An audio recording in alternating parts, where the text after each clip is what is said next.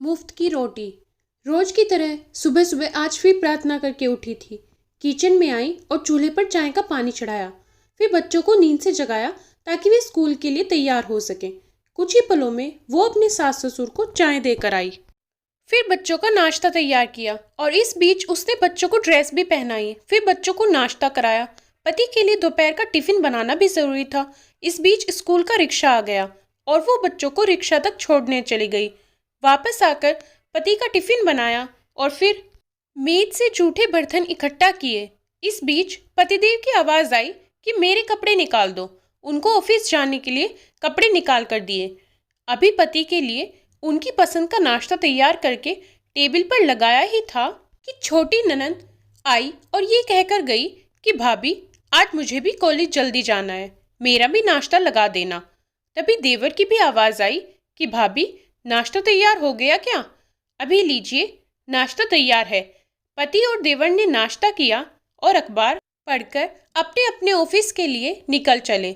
उसने मेज से खाली बर्तन समेटे और सास ससुर के लिए उनका परहेज का नाश्ता तैयार करने लगी। दोनों को नाश्ता कराने के बाद फिर बर्तन इकट्ठा किए और उनको भी किचन में लाकर धोने लगी। इस बीच सफाई वाली भी आ गई।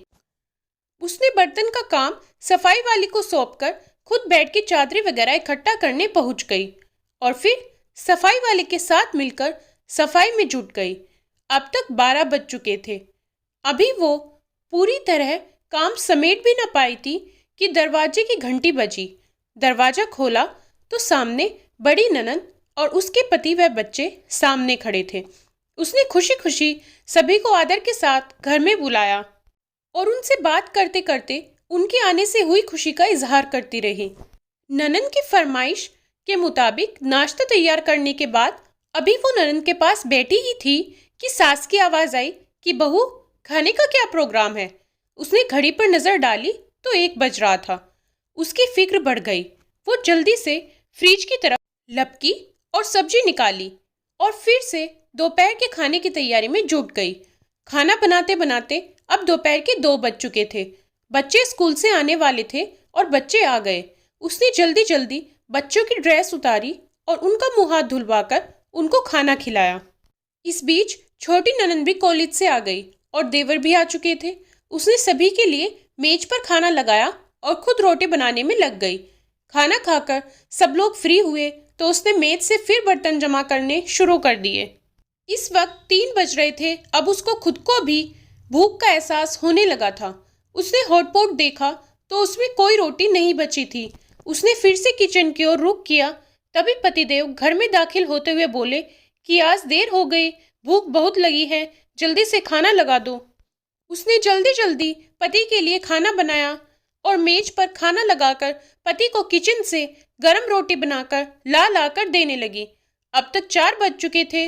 अभी वो खाना खिला ही रही थी कि पतिदेव ने कहा कि आ जाओ, तुम भी खा लो। उसने हैरत से पति की तरफ देखा तो उसे ख्याल आया कि आज मैंने सुबह से कुछ खाया ही नहीं। इस ख्याल के आते ही वो पति के साथ खाना खाने बैठ गई।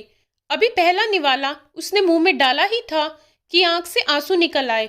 पतिदेव ने उसके आंसू देखे तो फौरन पूछा कि तुम क्यों रो रही हो।